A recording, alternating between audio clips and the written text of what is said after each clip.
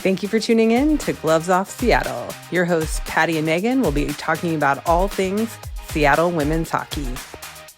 A huge Pacific Northwest welcome to the PWHL. Gloves Off Seattle! Well, hello, and welcome to another episode of Gloves Off Seattle. Gloves Off Seattle. And for those that are listening and not watching, yes, thank you. We have a very, very special guest this evening.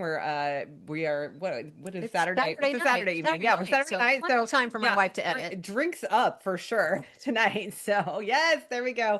And we are doing a cheers for Dee McWatters. So Dee, we are so excited to have you for so many reasons, because I feel like this is like one of those, like, the universe has spoken and we need to like know you and understand about you, through our meetings and that sort of thing. So the first thing that we like to ask our guests when they come on our show is we want to hear your hockey origin story, and tell us a little bit about yourself, because I understand this may not be a straight path. This may be a little bit of a windy road. My hockey origin story. I do not remember a time that I could not skate. So I think I probably started skates on when I was about 3 years old. Wow. I figure skated for 4 years. The last year was painful because I really wanted to play hockey with my friends, but my parents said one more year of skating. I started playing hockey when I was 8 years old, left wing. And after 2 years, my dad said, "Your backward skating is better than everybody else. You should try defense." So when I was 10, I tried going in net. And he said, "That's not what I had in mind." I mean, it's a type of defender. The ultimate defender. And I actually fell in love with it. I've been a goaltender for 42 years now. Wow.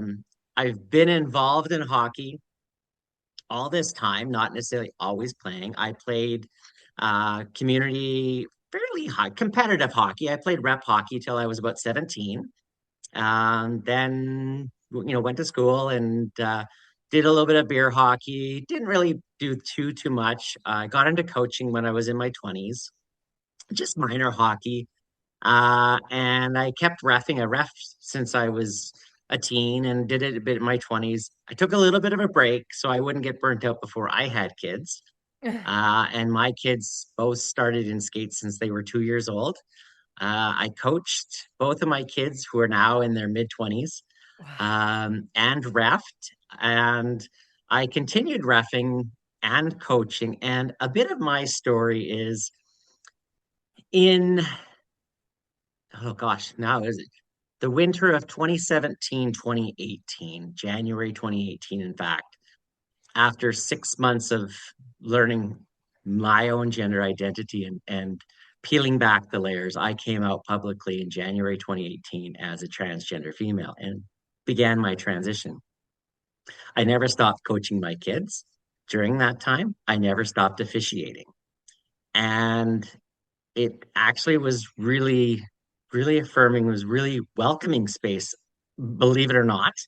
And then COVID hit.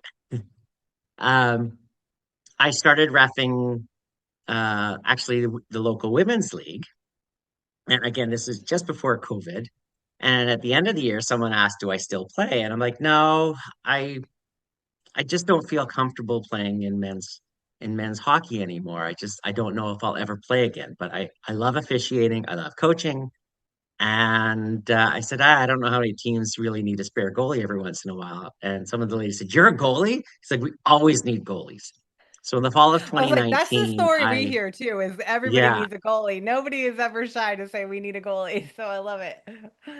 And so the fall of 2019, I was asked to come out to a team, really just started to spare. And we were playing, there was not a very strong team that we were, and we were playing the former season's champions. And it was a pretty good matchup. And the team I played for had never been that close in a game. Only one person actually on that team knew that I was transgender. So let me stop you. This was a female. Yeah. This was a female team. This is a female hockey. Female team. Okay, just wanted to make sure. Like I was like, I had been out and transitioning for about uh, year and a half at that point. Okay. And it was funny because somebody, because I had my name in the back of my jersey. It was a Boston Bruins jersey. I am Boston Bruins number one. Okay. Good I to know. I Good don't to know. It's know. just in my blood, I guess. Where were you born? And someone said, "Oh, I used to work with somebody that who dated somebody with that last name," and said, "Yeah, that's her." And she said, "No, no, my coworker is female, and her boyfriend was a guy." She goes, "Yeah, that's her." Her. And she's like, "Oh." I'm like, "Oh wow, that's super cool." At the end of that game, even though we lost 4-3, I was just it was euphoric. I was sweating like crazy. And the team said, "Dee, you are amazing. Like you are really good." And said, "By the way, you should probably get waterproof mascara." I said, "This is." And I said, "In fact, it's sweat proof, but the amount of work and shots I had today is like there's nothing that's this kind of workout proof." Oh, And it was a moment of my hockey world that I had loved so much as a player that I thought I had left forever, coming full circle to my authentic gender form, my authentic person, and the world's coming together for the first time in my full authentic life. And it's been fantastic. that's I got amazing. So involved from there, and See, Patty asked where you were born. So you live in Canada now, and I know that you live yes, about 4 hours outside of BC outside of Vancouver. Vancouver. I'm Dang, sorry, in yeah. BC. But Where were you born? where were you born? I was born in Vancouver. Okay. Okay. And when I was 5 years old, so in 1979, my family moved to the Okanagan Valley.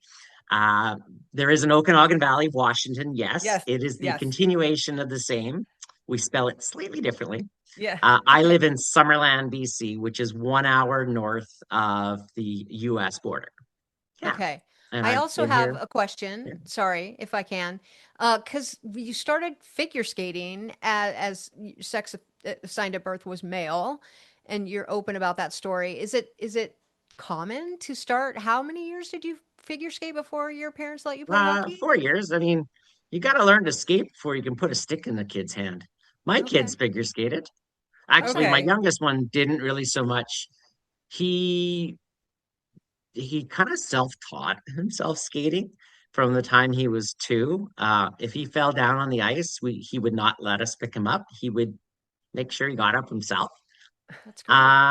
Yeah, I might have gone into organized skating a little bit, but it was really more about and my ex-spouse, she was a figure skater growing up. It was just about learning to skate. And Okay. Yes. I Because think we've talked so to many quite a few women, and they figure skate, and then they have to beg to skate hockey, and that's usually, I The wanted to story. say like the female Yeah. gender role. So I was just interested in that, and I get it. There's a lot of NHL skaters, it's really good skaters that learn to figure skate first because skating skills are Well, absolutely. And, top. and I wholeheartedly say if your kids want to get into hockey, get into skating first. Hmm. Get out to public skating as much as you can just to get that learn to skate because trying to chase a puck around, having all that equipment, and having a stick in your hand while trying to learn to skate is so much harder. And then Mhm. you're also the kids will use the stick as a crutch to lean on. And if you're learning how to skate, the stick is not something to lean on. So really, I think it's really, really important. Kids will pick up the hockey skills really fast once they've learned that skating, but teach them to skate first. And I can't stress that enough for anybody that wants to get into hockey. Learn to skate, no Our matter what youngest age is you gonna are. And Yeah, it our can youngest be is gonna as an learn to adult, skate. Yeah. get out public skating, get out on a pond if you can, get out as much as you can away from actual hockey and just work on your skating, even just if it's having fun or ask someone, hey, can you help me with a little bit of power skating? I can't stress enough, even as teenagers, the emphasis of power skating is so, so important. I've come full circle to befriending an old power skating coach that I had. And now that I realize we're actually closer in age, she must have been about 18 when she was our power skating coach when I was Wait, 12. okay, so I'm the hockey newbie here, like, and so this is always me. I've got to ask the question, what is power skating? Like, I have no idea what that means. So, power skating really is the focus on developing your skating stride, becoming efficient and powerful in skating without anything to do with handling a puck. You still have all your full gear, you have your stick, but it's about fully efficiently skating. And it's like extending your leg fully, doing toe drags. So you push out and bring your foot back from the side. You're pushing to the side. And as you're pushing to the side, you're propelling yourself forward. Things like don't heel kick, don't cross your heels behind you.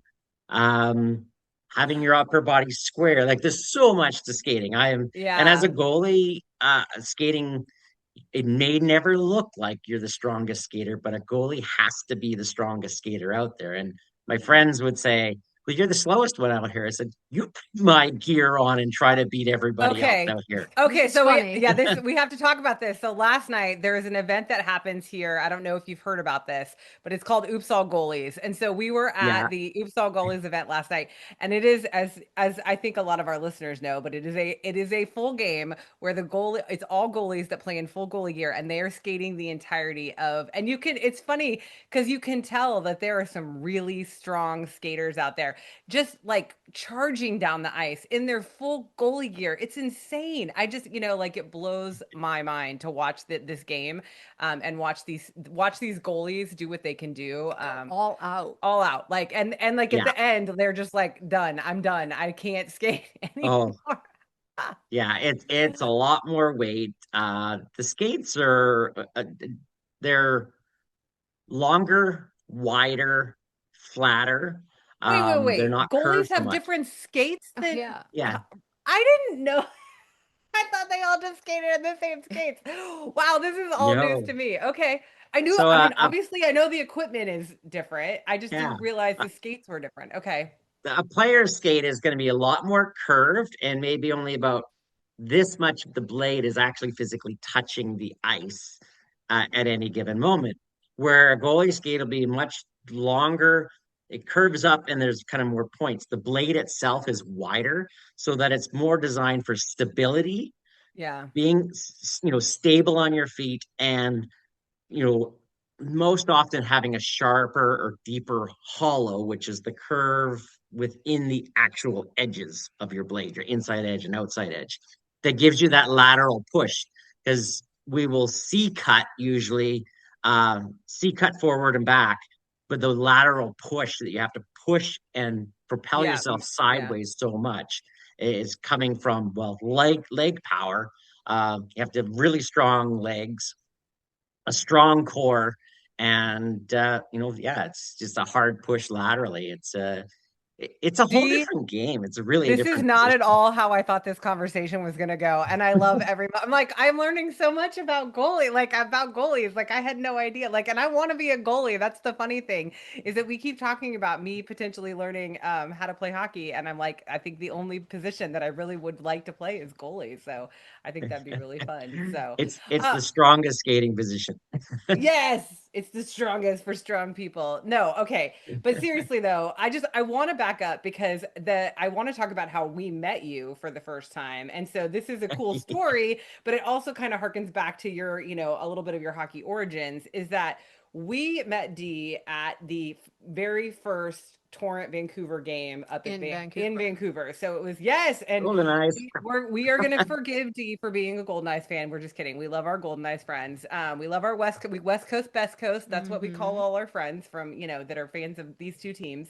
And we're getting more West Coast teams next year, so we're gonna have a bigger crew. But we went up on the bus with a bunch of Torrent fans, and we're standing down by the bench during warm-ups, Warm-ups. and Dee came up, and I don't even remember how we started talking, but we just started talking, and Dee said, "Oh yeah, I grew up playing hockey with Steve Coach O'Rourke," Steve. and we were like, "You grew up playing hockey with Steve? Please tell us more, tell us more." Yeah. So tell us What? more, Dee. Yeah. I think the was because I was wearing my referee jersey and it's like, who's wearing the referee Yes. jerseys? Because it's That's like, Yes. right. because I can't, these are my two favorite teams. I'm from Vancouver, but my buddy coaches the Seattle team. So yeah, actually, Steve is from Summerland, BC. Yeah. And his brother actually is an NHL referee, probably over 20 years now. And I know you Um, don't know this about us, but we love refs and we never boo the We refs. Like never boo the that's we refs. tell our kids, like, we don't boo Excellent. refs. Like, we cheer for them. They have a hard job. They don't always make the best calls, but they have a hard job. They're So doing the best they It, can, and it's we it's a cheer them tough on. judgment, and the rule book is that thick. Hmm. But yeah, like Dan graduated with my sister. Steve and I played hockey together until he and his brother went on to like hockey academy. Definitely at a young age, you could see he's like, yeah, he's better than us, that's for sure. We were, yeah, we had classes together, and after graduation, I kind of followed his career. He played a bit of junior hockey locally, saw him then, and then years went by. He was drafted by the New York Islanders, seventh round, I believe. He never did play actually in the NHL. It's a very rare thing, anyways.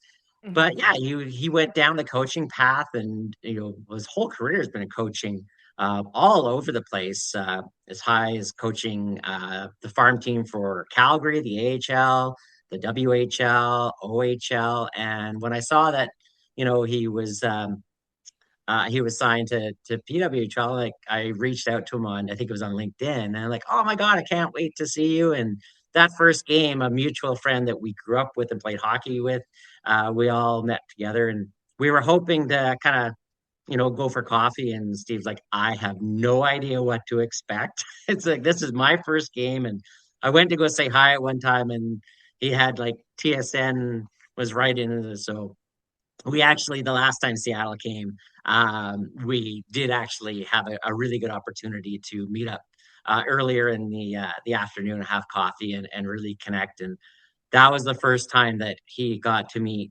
Dee, the female side, and we talked. It's like, Yeah. so when did this happen? And he actually really thanked me for helping me, because we were talking about CJ, and I said, oh yeah, they them, and he's like, yes, thank you for reminding me. If he said she, and I'm like, you mean they them? And yeah, I met CJ at NHL Pride Cup in Vancouver, February 28th, and really had a cool connection. I said, do you want to see your coach with hair? And she's like, yeah. And I think Uh-huh. we were like 11 years old, and I shared some pictures. She goes, Oh, or they, they, sorry. yeah. I said, I am taking this back to practice tomorrow and showing everybody. Yes, I love it. So I love yeah, it. that's our connection. And he's actually a guest speaker at the BC Hockey Annual Summit next weekend in Whistler. Awesome. And I said, I don't have anything Seattle Torrance, so bring something up for me. That's Yeah. awesome. I'm sure he's got plenty of gear that he can Yeah. share. So that's amazing. And Yeah, yeah, that's our I historic love the connection. And connection. Yeah. Well, and yeah. that's how we met you. I mean, honestly, like that's how we got connected with you. So which I love. And so, I think the other thing is, and the reason why, I mean, not, there's lots of reasons why we wanted to have you on the show, but I think a big reason why we wanted to have you on the show is I know that you started into the public eye a little bit more, and you've written a book, about your time. And as you said, it's a tell all. And so, I would love to hear about like why you decided to write a book and all this kind of stuff. Yeah, well, it was funny. I was on vacation with good friends of mine, a couple and their young kids, and we went to Mexico. I had been out and transitioning for about a year. It was just before I started HRT, hormone replacement Yeah. therapy, and they said, "Come with us. We have an Airbnb. We're going somewhere where it's actually English is not that much spoken, and you speak Spanish, so it would be kind of nice." And I called myself Nanny McD. Uh, I love it. so I would actually put the kids to bed, and their parents could come in and say goodnight. And I said, no, I will read stories, I'll play music. And then it's like, no. it's mom and dad time. Like they're on vacation too, and Mm. gave them a few nights out where they could go for See, dinner. you're giving And me ideas about bringing a nanny on vacation. This is amazing. I oh love yeah, this. because when you have young kids, you as parents really don't get that vacation. You get a great We family trip, but That's you what we call it. we definitely just come call back it tired. parenting in a new place. Parenting in another location. That's exactly and That's it's exactly what it and is. it's making memories for kids, and like I think that's really important. I think it's important to have It's family very important. vacation. Yeah, I mean, I grew up having family vacation. It's some of the strongest memories I have of my family unit, as a kid. But I think that you're right. Like when you go on vacation with your children, it's a much different experience than like just going on vacation with your spouse or with friends or whatever the case might be. So yeah, that's absolutely. amazing. And I even love if it. just those couple of hours to have a dinner together, to decompress, that you get to come back feeling rested and, appreciate your kids as well, rather than we came back, we're tired, and it was like, wow, I do not feel rested. Yeah. Yeah. Anyhow. So I was sitting on the beach reading. I was actually reading Gretzky's autobiography and just kind of listening to them, my friends with young kids. There was a little bit of bickering going back and forth, and it reminded me of my ex-spouse and I just shortly before we split up and the age of our kids, and it was about the same. And at that point in time, my brain was fully transitioned into the female thought process. And I finally saw my past relationship and everything through my ex's eyes of like, oh, now I get it. Now, when Mm. we argued and I said, help me out. What do you need help with? I shouldn't have to ask you. You should just know. Well, I can't read your mind. And then back and forth. And I said to my bestie, like, I think I owe my ex a huge apology. I finally get it. Mm. And then I just jokingly said to my bestie right there on that beach in Mexico, if I ever write a book, I'm going to say, sorry, I was such a dick when I had one. And we just had a great laugh. And I love it. That is the most, And that's the that's name where of the the book. concept and came that's the from. name of the book. Yeah, I love it. So I started to journal just to kind of really go back in my life as to when did I really know? Like, what are the clues? I mean, I didn't come out to myself till I was 43. I didn't have the terminology. I didn't have that, you know, understanding of difference and diversity of gender. Mm. I understood, gay and straight, and growing up as Gen Xer, it was like, yeah, that was all fine. Like, no problems with any of it, just not understanding further diversity. And so when I started writing, I shared with my bestie about the first maybe 8,000 words. Came back after the weekend of reading. She's like, you told me you were a writer? I'm like, not. I did essays and did English in university, but I'm not a writer. She goes, no, this is good. She goes, change your audience to yourself to sharing this with somebody else. And that's how it was born. And 6 years later, last fall, I just pushed it to the finish line, self-published using Amazon. I'm still hoping to really get it going, but it's at least helping get some publicity and launch myself as an advocate and professional speaker. But yeah, it's a tell all, and I've had my cousin who's a teacher and reviews all kinds of books. She's like, "Oh my God, Dee, I had no idea." My mom's been blown away. She goes, "I had no idea you were a writer." I'm like, neither did It's just Yeah. I've kind of evolved, and another friend that I've just had, another retired teacher. They're like, "Gee, this is extremely good writing, and it just hooks you right away." And yeah, from like educational professionals saying this is really good. I'm like, really? They're like, no, this is really good. So it's pretty exciting. And I pull out every skeleton that's ever in my closet. It is a tell all, and I've never told myself or anybody else a lie since I came out to myself almost 9 years ago. I said, I'm living authentically, I'm living my most real form of myself, and that's the only way I can live. As Yeah. anybody should. Yes. So I want to know, how do you, because I know that you've got many irons in the fire, but I want to know because I think that you have done some public speaking and are involved in the community. Talk a little bit about that and what your vision of the future is for yourself. Well, and it's always come very natural to myself, my sister, my family, through acting classes and giving tours in wineries when I was young. But uh, really kind of goes back to that hockey piece, that officiating while transitioning. And then I started moving outside of my most local hockey association to working in a neighboring one in Penticton, BC, which it's a hockey hotbed for anybody that knows Penticton. The every year the academies, like the Canadian Sports School Hockey League, has its Western Championships, which includes teams from Idaho and Washington State that are part of that league because it's such a big league. So there's a lot of focus there. We have a junior team that has now moved up into the WHL, the Penticton Bees. There's Yes. so much hockey at every level in Penticton that I was getting more games and the ability to actually officiate more female hockey, which was really nice. Like, and the minor hockey females really looking at me as like, yes, she's a female, and it's nice having a female official officiating our games. And I make no bones about that I'm transitioning and I am transgender, and that actually created more visibility. That Hockey Canada did a story on me in 2022. Uh, BC Hockey created an equity, diversity, inclusion work group, which I was one of the first ones on. Which one of our group's initiatives was to make it a full time role or a voluntary, but full time position within BC Hockey. And last year, I was named as one of the two EDI liaisons, equity, diversity, inclusion liaisons. So anybody within BC Hockey that has questions about diversity, inclusion, etc., they can ask us anything. They can help us, or we can help them advocate for somebody. And then in March, because of that role, I was named uh, to this brand new collaboration on inclusion work group for all of Hockey Canada.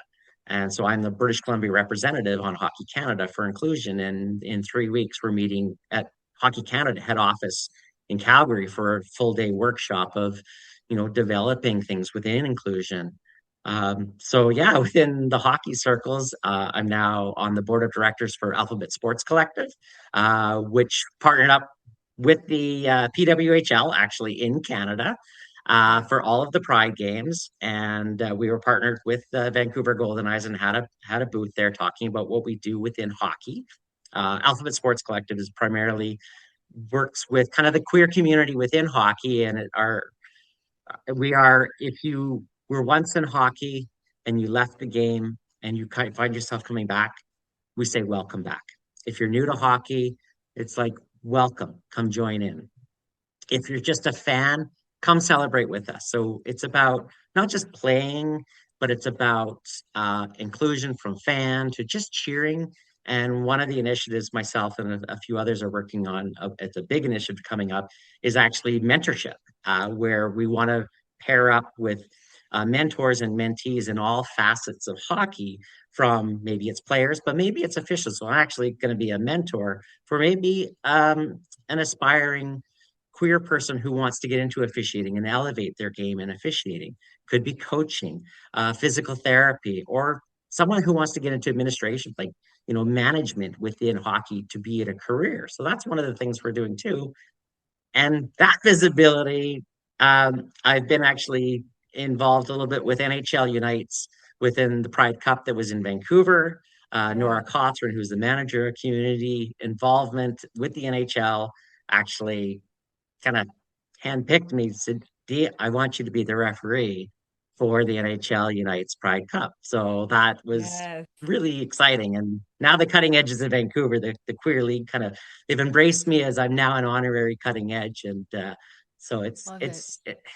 I can't believe that my world of hockey and coming out as a queer transgender female identifying as a lesbian has actually just opened up so many more doors in hockey. And right behind me, these are the Trash Pandas, Kelowna. Yes. This is my hockey team.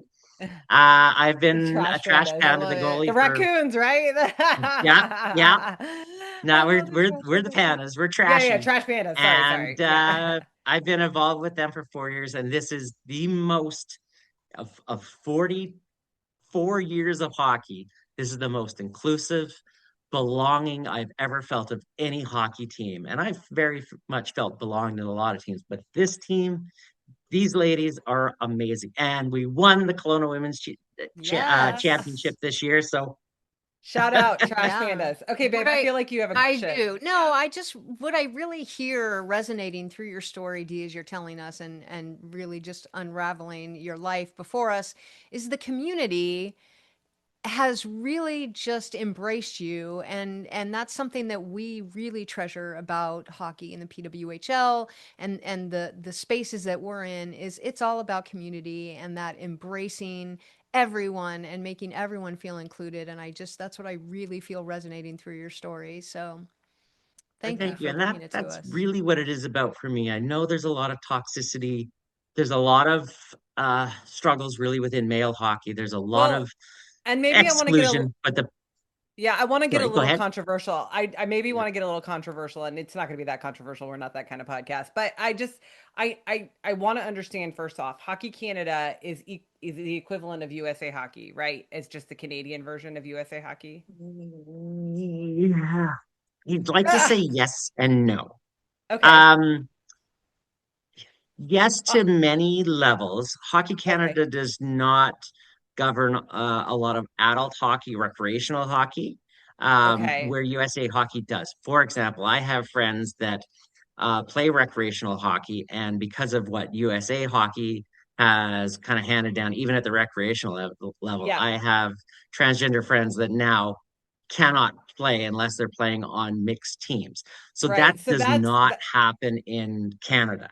And in Who governs the adult hockey leagues in so there Canada? are many different leagues. What I play under is called the PAHL, which is the Pacific Adult Hockey League. There's ASHL, Adult Safe Hockey League. There's Canadian Adult Recreational Hockey Association, CARHA. So there's So many lots of different different ones. ones. There's lots of different ones. But what I do love, about Hockey Canada, they are really working on changing the culture. In fact, when I did my diversity, equity, inclusion studies through UBC, I actually used hockey in the country as kind of my case study all along of why it's so important. It's about growing the game and not just surviving but thriving and growing. And it's if you don't use inclusion, you're yeah, it's going to go the other path. Right. But just before the Olympics, when USA Hockey came out, really kind of that transgender ban, and certainly, Yeah. it's like, well, it's for the almighty dollar. What I loved is Hockey Canada very publicly came out and doubled down on their statement that whatever gender you identify as is the gender you can register and play hockey in. Wow. Amazing. Full I mean, stop. yeah, I have goosebumps. Like I No think, and matter that's what age. yeah, and I think for us, like that's, I mean, because we know people who have transgender children who are playing Yeah. hockey, and thankfully, at this point, I think they're able to play with the gender they identify as, which I think is really important. But I think because it's little kids, I think they're generally it's generally mixed, it's mixed teams, so I think they can probably quote unquote like get away with that. But I Yeah. know it's been a huge controversy, obviously, the stance that USA Hockey has taken. And from what I'm hearing from you, is not only is the Canadian Hockey Association in general, like Hockey Canada, but all the other rec groups and all this are saying like, no, this is you get to play wherever you want to play, and it doesn't matter, which I think is just like that's obviously brilliant and amazing, and I wish that we could come that far here in the US as well. So I know I just want to I just want to talk a little bit because I know who Harrison Brown is, and like his story about Oh, we're kind of friends. oh, you're yeah, but I'm just saying, like I'm Well, saying like at the NHL Pride Cup, we got to know each other actually pretty well through the whole weekend. awesome. And before one of the games, we were just sitting out in the sun, and we were talking about each other's books, and we probably for about an hour just shooting the shit, so to speak. Yeah, no, and that's awesome. I just, I just, I, besides, you obviously and him, and it's like, are there other transgender, hockey players that are making their voice heard in the same way? And it's like, the let us play movement of like, we just want to be who we are. And that's what I'm hearing from you is you're like, I just want to be who I am and be in the space that I feel like I belong. And like I look at the team behind you and the shining, smiling faces, and I know you're covering up yourself in the photo, which I think is hilarious. There you are. But There. yeah, I think I just think it's amazing that it's like the inclusion is like this is your team, like this is who you are. You identify as a woman, so of course you need to be playing on a female team. Are there other voices, do you feel like, that are within the community that we can help amplify? Yeah, there definitely are, kind of at the professional level, and it's about the same time that Harrison came out. Another actual professional player, Jessica Platt, originally from Ontario, she actually came out as transgender female playing in hockey.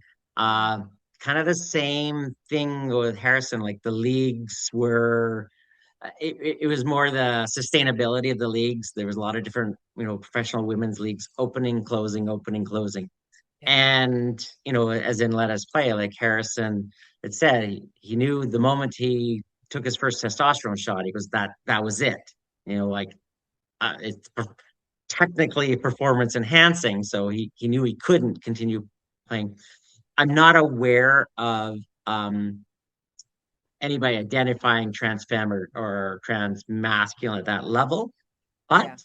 we have CJ and Yeah. CJ, identifying as non-binary, and it's amazing. CJ, I got to meet CJ again at NHL Pride Cup because Pink Light, Harrison's film, was privately There. shown, and I didn't realize that CJ actually is in the film and Oh plays yeah. Scotty, who Yeah. essentially is like the young Young Harrison. Harrison. Yes. Yeah. And yeah, we had a great connection. So yeah, we're That's we're awesome. chatting back and forth on Instagram a fair bit too, and I hope they're still out here in the West for sure. We I all mean, do. Oh my I gosh, We I love all can't do. them. even. I Yeah, love we them. can't even tell you like, and Yeah. and this is the thing as we're walking up, right now when we're recording this, just so our audience knows, we're like days away from the expansion process starting. We have no idea what's going to happen, and we're planning on putting this out in the month of June. I'm not sure which Monday in June, but we will put this out in the month of June.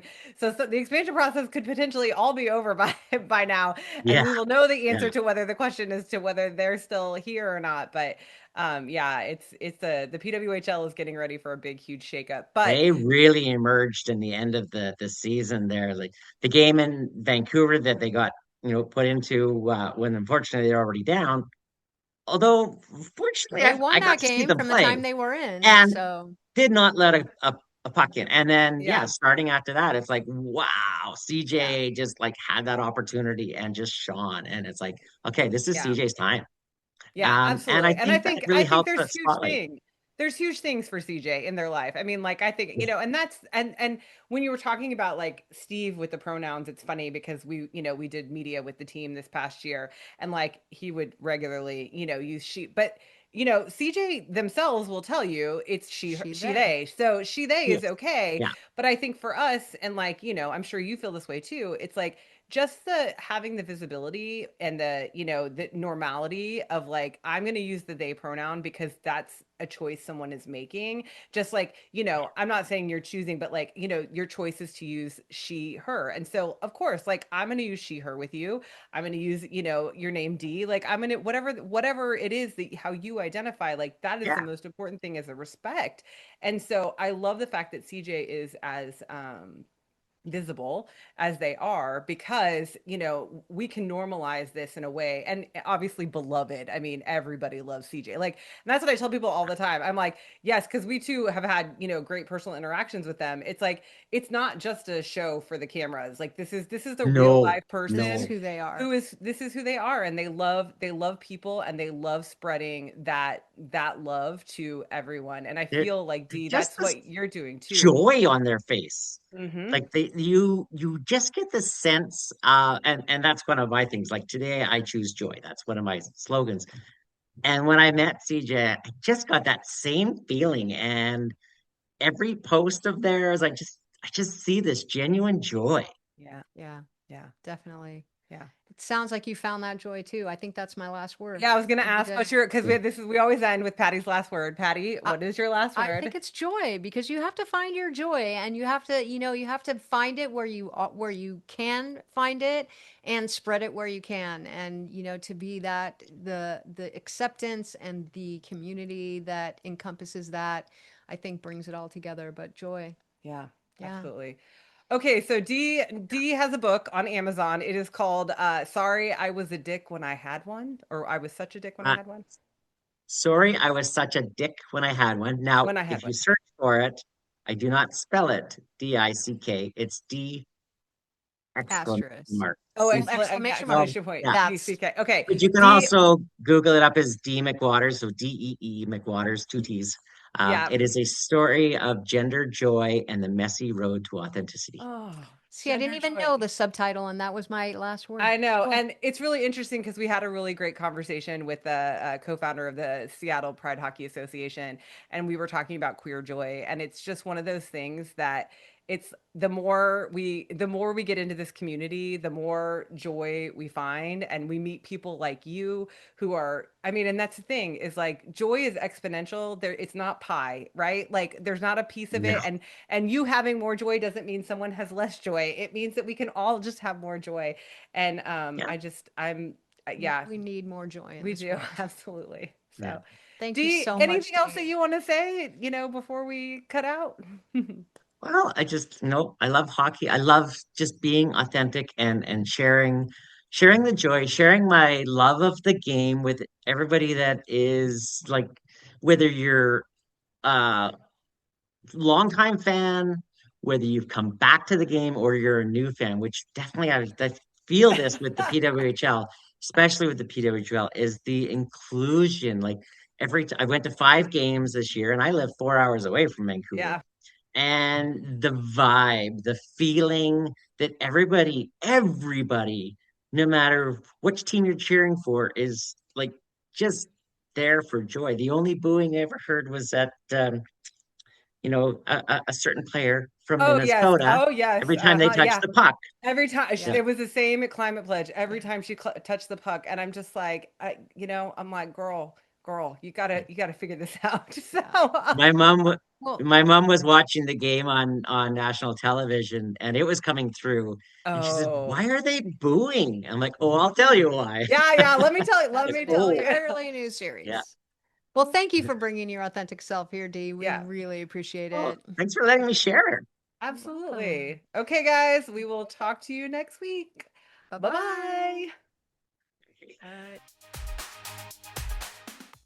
And that's the show. Tune in next time for another episode of Gloves Off Seattle.